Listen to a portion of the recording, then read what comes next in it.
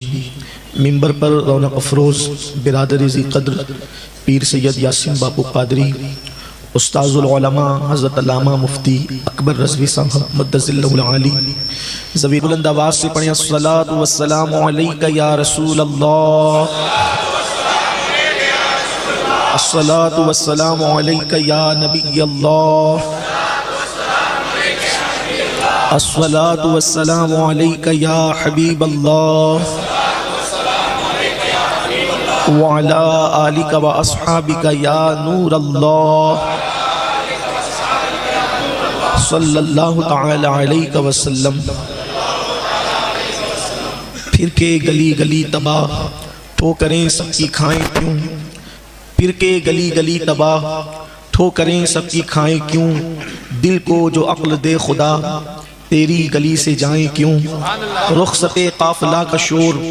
گش سے ہمیں اٹھائے کیوں، سوتے ہیں ان کے سائے میں کوئی ہمیں جگائے کیوں، اور غفلت شیخ و شاب پر ہنستے ہیں طفل شیر خوار، غفلت شیخ و شاب پر ہنستے ہیں طفل شیر خوار، کرنے کو گدگدی ابس آنے لگی بہائی کیوں، ہے تو رضا نرا ستم جرموں پہ گر لجائیں ہم، ہے تو رضا نرا ستم جرموں پہ گر لجائیں ہم، کوئی بجائے سوزے غم سازے طرب بجائے کیوں،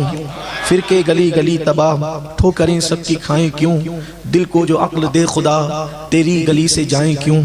پر گفتگو کریں کہ جو ہم سب کی ضرورت ہو، غریبوں کی بھی ضرورت ہو، مالداروں کی بھی ضرورت ہو، عالموں کی بھی ضرورت ہو، جاہلوں کی بھی ضرورت ہو، بلکہ بڑھ کر یہ کہوں کہ مسلمانوں کی بھی ضرورت ہو اور غیر مسلموں کی بھی ضرورت ہو، جو سب کی ضرورت ہے اس پر گفتگو کرتے ہیں۔ آج پوری دنیا کا انسان ایک چیز چاہتا ہے صرف، اب بس اس کو ایک چیز چاہیے۔ آج لوگوں کے پاس سب ہے لیکن ایک چیز اس کے پاس نہیں ہے، اور ہر بندہ اسی کی تلاش میں ہے۔ عام طور پر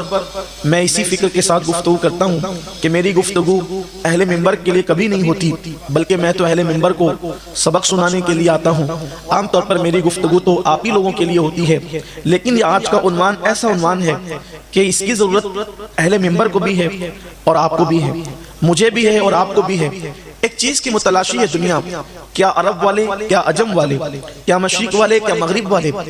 کیا ایشیا والے، کیا یورپ والے، سب اسی چیز کے متلاشی ہے، اور اس کو آسان زبان میں کہتے ہیں سکون۔ انسان سکون کا متلاشی ہے۔ انسان کبھی یہ تصور کرتا ہے سکون ملے گا تو کہاں ملے گا؟ سکون چاہیے، نوجوانوں کو بھی سکون چاہیے، بوڑھوں کو بھی سکون چاہیے، بچوں کو بھی سکون چاہیے، مسلمان کو بھی سکون چاہیے، غیر مسلم کو بھی سکون چاہیے۔ انسان ہے سکون کا متلاشی۔ کبھی انسان نے تصور کیا سکون تو انہیں ملتا ہے بھائی جن کے پاس دولت کی انبار ہو، جن کے پاس بینک بیلنس ہو، لیکن اگر ہم دولت مندوں کی زندگی کو دیکھیں گے، دراصل ہم لوگ وہ لوگ ہیں جن کا تعلق عام طور پر غریبوں سے بھی ہے اور دولت مندوں سے بھی ہے۔ میں نے ہندوستان کے ان بڑے بڑے کروڑ پتیوں کے گھر میں قیام کیا جن کو دیکھ کر لوگ رشک کرتے ہیں، لیکن جب میں ان کے گھروں میں گیا تو انہوں نے مجھ سے یہی کہا، سب ہے لیکن سکون نہیں ہے۔ اگر انسان یہ بات سمجھ لے، ایک بات اپنی بات کو آگے بڑھانے سے پہلے یہ کہوں گا کہ دیکھیے، انسان کسی اور کے ظاہر کو دیکھ کر یہ سمجھتا ہے کہ اس کے پاس مجھ سے اچھی چیز ہے، لیکن اگر آپ اس کے دل کی جا کر کے پوچھیں تو پتا چلے گا کہ جو دکھ آپ کے ہیں اس سے کہیں زیادہ دکھ اس کے ہیں جو آپ کو آپ سے اچھا سمجھ میں آ رہا ہے۔ اگر آپ حضرات برا نہیں مانیں اور اہل علم برا نہ منائیں تو مجھے یہاں پر ایک چھوٹا سا آرٹیکل کا خلاصہ پیش کرنا ہے کہ اس وقت سب دکھی ہے، کوئی سکھ میں نہیں ہے، بلکہ یہ کہوں آپ کو کسی ملک کے وزیر اعظم کی زندگی کو لے لیں کہ جو ملک کا وزیر اعظم، کسی ملک کی بات کرتا ہوں، اپنے ملک کی صرف بات نہیں کرتا، کسی ملک کے وزیر کی بات لے لیں، صدر کی بات لے لیں، کپڑے اچھے ہیں، لباس اچھے ہیں، تقریریں گھمنڈ سے بھرپور ہے، لیکن اگر وہ ان کے بستروں پہ لیٹتے ہیں تو جتنی سکون کی نیند فٹ پاتھ پر بستر جو بغیر بستر کے مفلسوں کو اور غریبوں کو آ جاتی ہے، اتنی سکون کی نیند یہ تخت والوں کو نہیں آتی، سیکورٹی میں بھی ان کو نیند نہیں آتی سکون کی۔ ہر گھڑی خطرہ ہے،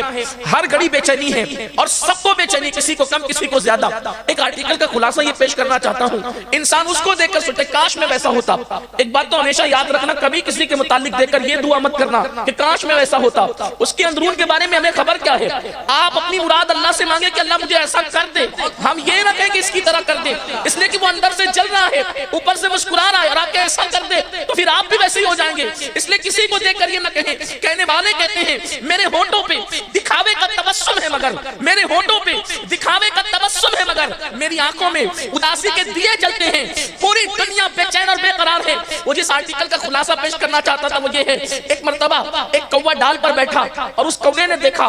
کہ کوے کے سامنے ایک بگلا ہے جو کسی دریا سے پانی پی رہا ہے۔ چمکتے ہوئے بگلے کو دیکھ کر وہ بگلے کے پاس گیا، وہ کوے نے کہا یار تم کتنے اچھے ہو، کتنے خوش نصیب ہو، کتنے خوبصورت ہو، یہ میرا کالا رنگ دیکھو، میری چونچ بھدی بھدی دیکھو، میں کیسا ہوں یار، تم کتنے اچھے ہو۔ تو بگلے نے کہا یار تمہارا جو دکھ ہے وہی دکھ تو میرا بھی ہے کہ میں تو طوطے کو دیکھتا ہوں تو سوچتا ہوں یہ کتنا اچھا ہے، میرے پاس تو صرف ایک ہی رنگ ہے، وہ بھی میلا ہونے کا خوف ہے، وہ ہرا ہرا، پھر اس کے بعد اس کے گلے میں خوبصورت لال سا پٹا، ہم تو بولی نہ بول سکیں، وہ تو انسانوں کی بھی بولی بول لیتا ہے۔ کبھی آپ نے طوطا دیکھا ہے؟ ذرا جا کر کے دیکھو، اس کے پاس تو دو دو کلر ہے، دکھ اس کو بھی تھا۔ اس کے بعد وہ چلا کوا طوطے کے پاس پہنچا، طوطے سے کہا یار تم تو بڑے خوبصورت ہو، میں تو سمجھتا تھا کہ بگلا بڑا خوبصورت ہے۔ ایسے میں طوطے نے کہا جو دکھ آپ کا ہے، جو دکھ بگلے کا ہے وہی دکھ میرا بھی ہے، اس لیے کہ میرے پاس تو صرف دو ہی کلر ہے، میرے پاس صرف دو ہی کلر ہے۔ وہ مور کو نہیں دیکھتے، اس کے تو ہر جو پر کے اندر ایک خوبصورت سی ڈیزائن ہے، بڑی حسین ڈیزائن ہے۔ کوے نے بڑی سادگی سے پوچھا یار وہ مور کہاں ملے گا؟ وہ کہا دیکھو مور آپ کو چاہیے نا تو آپ جا کر کے دیکھیں وہ چڑیا گھر میں رہتا ہے۔ جب مور کو ملنے کے لیے کوا چڑیا گھر میں پہنچا تو دور سے دیکھا چاروں طرف سے لوگوں کا جمگٹا لگا ہے، کوئی پتھر مار رہا ہے، کوئی آواز نکال کے ادھر سے، کوئی ادھر سے، کوئی ادھر سے اس کو پریشان کر رہا ہے، کوئی دانے پھینک رہا ہے، غرض کہ وہ ادھر آتا ہے پھر دہل کر ادھر آتا ہے، پھر اڑ کر ادھر جاتا ہے، پھر کبھی ادھر جاتا ہے۔ اس کے بعد جب شام ہوئی تماشائی چلے گئے اپنے اپنے تو آ کر کے جو ہے وہ کوا اس کے پنجرے پر بیٹھا اور کہا یار کتنے خوبصورت ہو تم، تمہارے سر پر تاج بھی ہے، تاج کسی بادشاہت کا اعلان کرتا ہے، کتنے حسین ہو تم۔ مور نے روتے ہوئے کہا دیکھو میں کتنا دکھی ہوں یہ میں جانتا ہوں، آپ کے پاس رنگ نہیں ہے، آپ کے پاس حسن نہیں ہے، آپ کے پاس جمال نہیں ہے، لیکن میری طرف قید بھی تو نہیں ہے، اتنی خوبصورتی کو میں کیا کروں جس سے میرے دل کو قرار نہیں ہے، اس لیے کہ تم جہاں چاہتے ہو اڑ سکتے ہو، جہاں چاہتے ہو جا سکتے ہو، جس سے چاہتے ہو مل سکتے ہو، یہ حسن ہی تو ہے جو پیروں کی زنجیر بن گیا ہے اور چڑیا گھر کے پنجرے میں مجھے قید کرا دیا ہے۔ اس دن کوے کو احساس ہوا کہ میں مور سے بھی زیادہ جو ہے وہ تقدیر والا ہوں، اس اعتبار سے کہ مجھے آزادی میسر ہے، جہاں چاہا آنا جانا میسر ہے۔ تو میرے عزیزوں سب کا دکھ ایک ہے، پتہ چلے یا نہ پتہ چلے، دولت مند بھی بے چین ہے، مالدار بھی بے چین ہے، غریب بھی بے چین ہے، مفلس بھی بے چین ہے، جو ایک نہیں 4 ٹائم پیٹ بھر کے کھانا کھا رہا ہے وہ بھی بے چین ہے، اور جو بھوکا ہے وہ بھی بے چین ہے، جس کے بدن پہ خوبصورت کپڑے وہ بھی بے چین ہے، جس کے بدن پہ پیون کے لباس ہے وہ بھی بے چین ہے۔ آج گھر گھر میں آگ لگی ہوئی ہے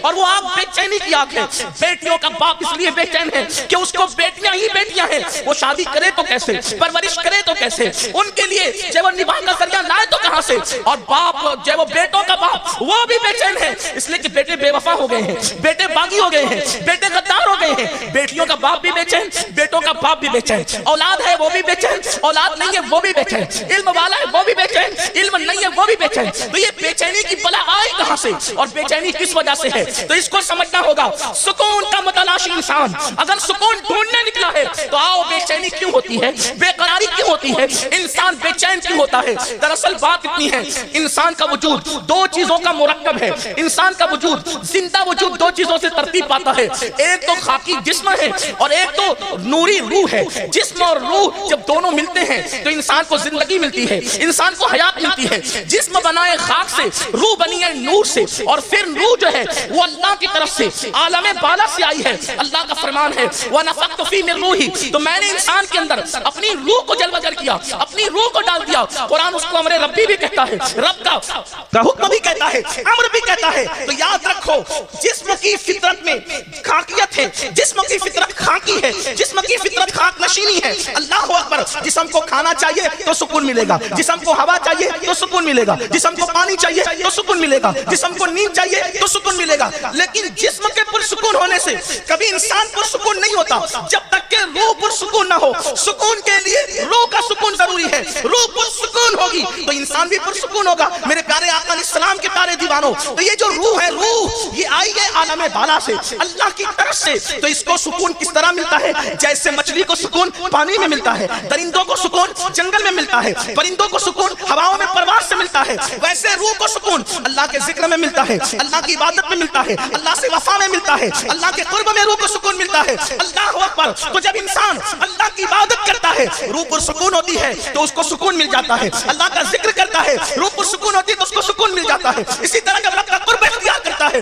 روح پر سکون ہوتی ہے تو اس کو سکون مل جاتا ہے، اللہ کی خشیت میں گناہوں کو یاد کر کے آنسو بہاتا ہے روح پر سکون ہوتی ہے اس کو سکون مل جاتا ہے۔ پھر انسان بے چین کیوں ہوتا ہے؟ جب انسان گناہ کرتا ہے، جب انسان آوارگی کرتا ہے، جب انسان عیاشی کرتا ہے تو روح بے قرار ہوتی ہے، اور جب روح بے قرار ہوتی ہے تو انسان کا پورا وجود بے قرار ہوتا ہے، انسان بے قراری کا شکار ہو جاتا ہے۔ جیسے مچھلی کو اگر پانی سے نکال کر مخملی گدے پر ڈال دیا جائے تو بتاؤ گدا تو مخمل کا ہے لیکن کیا مچھلی کو سکون مل سکتا ہے؟ مچھلی کو اطمینان مل سکتا ہے؟ نہیں نہیں، مچھلی کی قرارگاہ، مچھلی کی سکون گاہ واللہ اکبر مخملی گدے نہیں ہیں، نرم نرم بستر نہیں ہے، بلکہ مچھلی کے لیے سکون پانی ہی میں ہے۔ اگر آپ پرندے کو نکال کر سونے کے پنجرے میں قید کر دے تو بھی اس کو وہاں سکون نہیں ملے گا، کیونکہ سونے کا پنجرا اس کی جگہ نہیں، کھلی فضاؤں میں پرواز کرنا یہ اس کی جگہ ہے، اس کو سکون وہاں ملے گا۔ آج پوری دنیا اس لیے سکون کو ڈھونڈ رہی ہے، اور پوری دنیا اس لیے بے قرار ہے کہ پوری دنیا کے اندر گناہ بڑھ چکے ہیں، پوری دنیا کے اندر جرائم بڑھ چکے ہیں، اور وہ بھی ایسے ایسے گناہ جن کا نام لینے میں شرم آتی ہے۔